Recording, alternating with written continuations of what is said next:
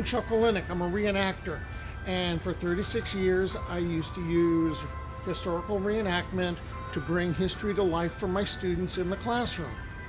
Well, I'm not in the classroom anymore, so that means I got a lot of free time on my hands. I also have a whole bunch of garb and a passion for history. And what I can do now is I am free to explore areas that I could not explore as part of my curriculum when I was working. So I'm following a lot of stories of California history and visiting various sites and telling the stories of these places while I'm wearing the garb. And I'll tell you, when I was doing the California missions and the Asistencias and the Presidios, that was easier because I would just get to one place and tell the story. Well, same thing with the California ghost towns that I've been visiting. Go to that one place and tell the story. But when I started following the trails of various California bandidos, and the lawmen who were chasing them, that got a little more complicated because often the stories ranged, the locations ranged all over the state, for one individual or two. Well, I got kind of lucky. I decided in the last video to talk about the Los Angeles Rangers, who were essentially a group of vigilantes. You could be polite and call them a vigilance committee. And, okay, so the story is here in one spot. And that's 30 miles from my house. Score. Well, I decided that this is really the second part of that video. And what I'm going to do is I'm going to tell the story of Horace Bell, who was a member of the Rangers. I hope you stick around and watch. Horace Bell was born in 1830 in Indiana, was educated in Kentucky, and in August of 1850, with a $500 grub stake his father gave him, arrived in what used to be called Hangtown in California and is now Placerville. 2 years of mining left him little to show for his efforts. The 6'2", 22-year-old Bell, wearing a sombrero over his shoulder-length hair, miner's red shirt, breeches tucked into his boots, and 2 or 3 Colt revolvers, and a knife or two strapped to his waist, sailed into San Pedro in 1852 to stay with his uncle, Alexander Bell, who had settled there 10 years earlier and who had become a wealthy and politically influential person of substance. In his first of 2 autobiographical books, the 1881 Reminiscences of a Ranger, Early Times in Southern California, he vividly described the ride from the rudimentary harbor at San Pedro to the village of Los Angeles. Oddly enough, he never referred to Alexander Bell as a relative in Reminiscences when he wrote about him at all. More on Bell's writing style and accuracy later. When it came to criminal matters, Bell found himself arriving in Los Angeles just as a major event was taking place. Joshua Bean, general of an Indian fighting militia, former mayor of San Diego, elder brother of Judge Roy Bean, and owner of the headquarters saloon in the desecularized Mission San Gabriel, was ambushed and killed just outside Mission San Gabriel during an argument over a woman. The day after settling in, Bell found a very small adobe house with 2 rooms in which sat in solemn conclave a subcommittee of the great constituted criminal court of the city. The kangaroo court accused 4 California males of his murder, and the men were lynched. But officials learned later on that the son of Victoria Reed, widow of Hugo Reed, was responsible for Bean's death. Okay, it's Joaquin Murrieta time again. While it is rumored that the legendary Joaquin Murrieta, or one of the several possible variations of him said to be roaming California, was directly involved in the Bean murder, Bell accepted his presence as an incontrovertible fact. Later, Bell would, in Reminiscences, portray himself as diametrically opposed to vigilantism. In mocking tones, he reported upon the, quote, very refined process of questioning and cross-questioning, unquote, utilized in the tribunal and the way in which any contradictory statements made by a defendant who was frightened so badly he could hardly know from one moment to the next what he had said were considered conclusive evidence of guilt. His tour on that second day in town, of course, included the more colorful establishments in town, including the many grog shops, gambling dens, and other places of entertainment in and around the Calle de los Negros. This is where Bell made his famed, unsubstantiated but generally accepted allegation that the year 53 showed an average mortality from fights and assassinations of over one per day in Los Angeles. He went on to say that police statistics showed a greater number of murders in California than in all the United States besides, and a greater number in Los Angeles than in all the rest of California for the same year, though there is no citation naturally for the sources. Bell was colorful.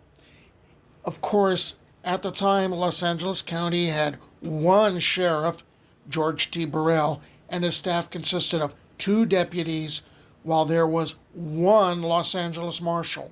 In any case, there was no question that crime and violence were mind-numbingly high in a community lacking monetary and material support for policing and court operations, abundant in young men from many ethnic and racial backgrounds who were willing to fight out their differences in many kinds of circumstances, including those fueled by alcohol as well as prejudice, and awash in a sentiment that encouraged personal or even group justice over existing legal structures.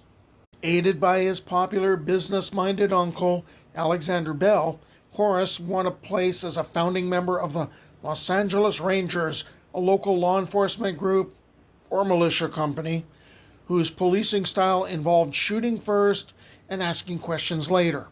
He would ride with such men as Phineas Manning and John Downey among the newly arrived Americans, Andres Pico, future Los Angeles Sheriff Tomas Avila Sanchez, Agustin Olvera, and Jose Sepulveda also rode with the Rangers, and the names of many of the members reads like a who's who of the city's power elite.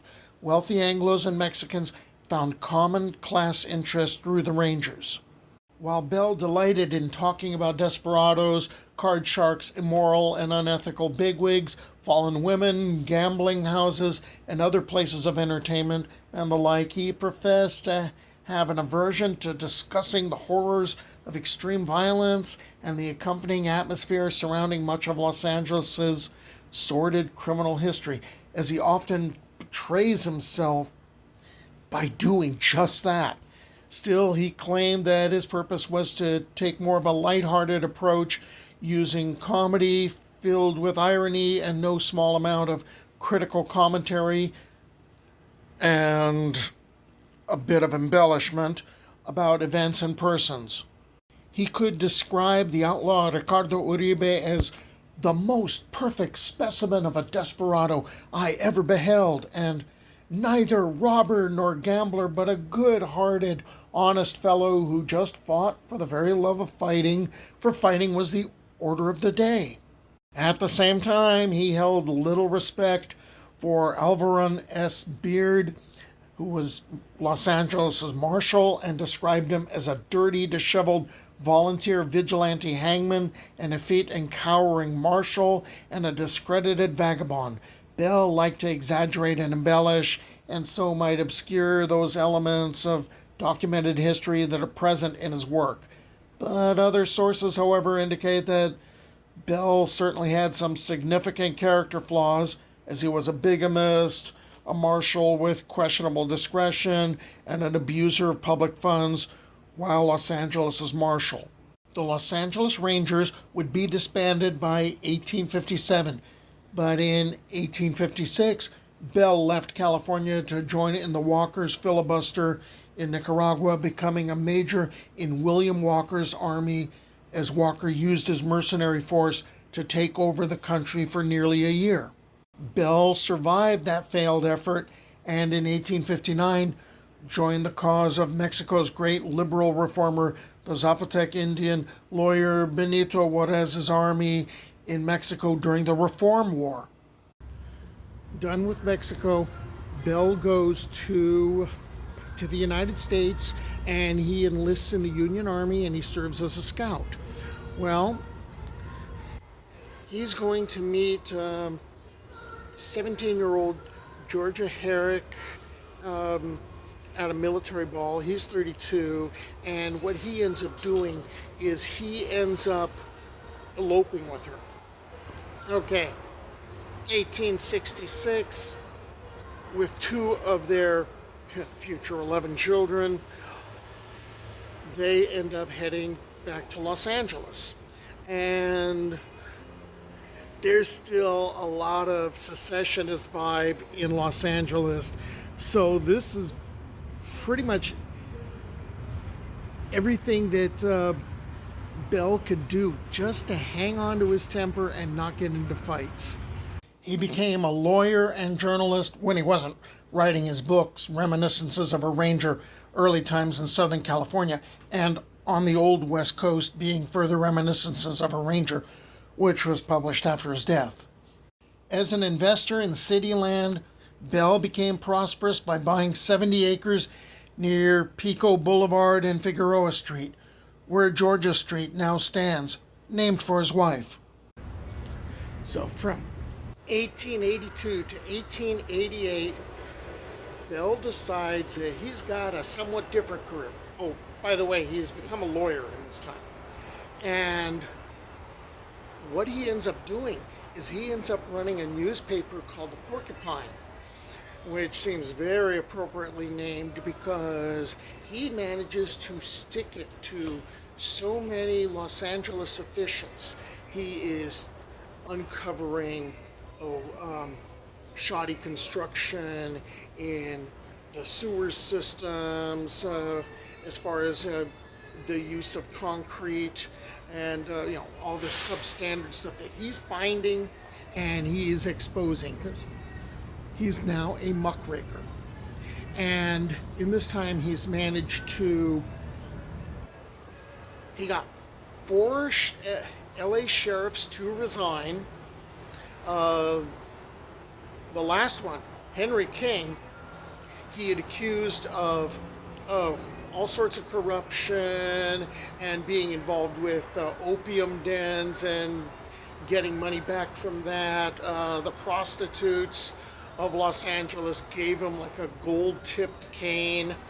And so these images don't look really good. Well, Bell is writing about this stuff. He's publishing it. And the paper's got a circulation of like 6,000, which is a lot of people at that point. And King loses it. King goes to Bell's home and he tries to shoot Bell. And what ends up happening is Bell's son Charlie stops him, I guess roughs him up. And so now King ends up resigning. And Bell takes King's bloody hat and something else of his, and he hung them up on his wall as trophies. But this was like his way of sort of evening the playing field, because he looked at the fate of a lot of the Californios and a lot of injustice that they were going through. Although an annoyance to many, Bell was esteemed for his integrity. He disclosed faulty sewer lines made with poor quality concrete, crooked probate lawyers, and real estate swindles, including promoters who impaled oranges on Joshua trees in the desert to dupe gullible newcomers into investing in orange groves. So, we're entering into the twilight years of the life of Horace Bell. And he ends up handing over the reins of the Porcupine, that very successful muckraking newspaper, in 1888 to his son Charlie. He's going to keep that going until 1897. 2 years after that, his beloved wife Georgia passes on, for whom Georgia Street is named, and he's basically going to retire from law or the practice of law in 1904. And at the age of 78, he's going to remarry. He marries a very rich widow, and they move up to the Bay Area, and what they spend his remaining years doing is they go back and forth from the Bay Area to her home in Indiana. And when Bell passes in 1918, he is buried at Rosedale Cemetery in Los Angeles, and he's surrounded by a whole bunch of people that were his enemies in life. All right, that's the story of Horace Bell, one of the Los Angeles Rangers. I hope you stick around. I hope you watch more of the videos. Bye.